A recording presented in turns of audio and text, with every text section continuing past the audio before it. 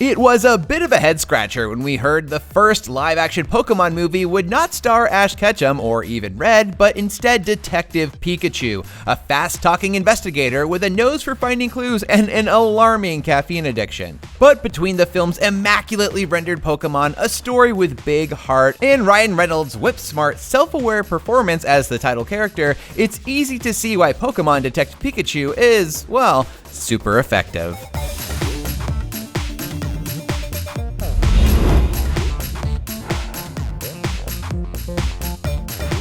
Let's start with the top reason you'd buy a ticket to this movie, the Pokémon. The first trip to Rhyme City's metropolis evokes a level of wonder, excitement, and awe not felt since Harry Potter first went to Hogwarts.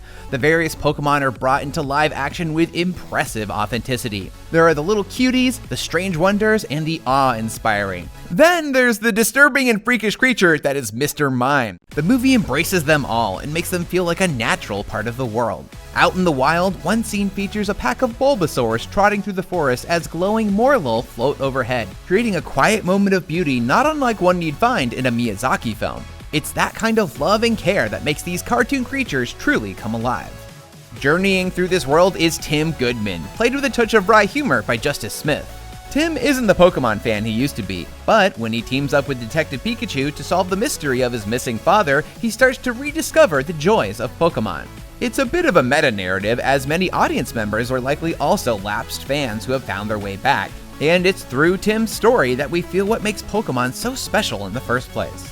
This film finds Detective Pikachu as a fuzzy Sherlock Holmes complete with lightning-fast quips and an almost non-existent attention span, which is annoying for Tim but consistently hilarious for us. Case closed, but still open until I solve it. Yet it's the way the film shows these two evolving from being at odds to finding common ground that gives the antics a solid emotional core, and it's the dynamic between them that wins you over with charm. But not everything else is quite up to par. Oh no. He's going down hard, Tim.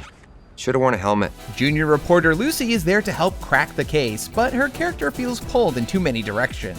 The plot proves to be incredibly predictable and easy to follow until it's not. But the point at which things get a tad complicated is also when the film kicks into high gear for the big finale. Still, the film makes some bold choices to subvert the expectations of even the most tried and true Pokémon devotee, and they're largely enjoyable, which helps smooth over these quibbles.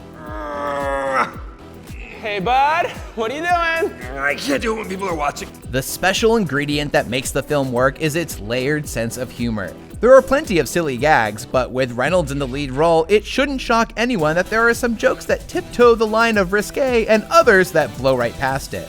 It's that winking, more adult-oriented fare that keeps both the kids and adults laughing, although for entirely different reasons. I mean, who doesn't want to hear Pikachu make a joke about cocaine? No, I don't need a Pokemon. What about a world-class detective?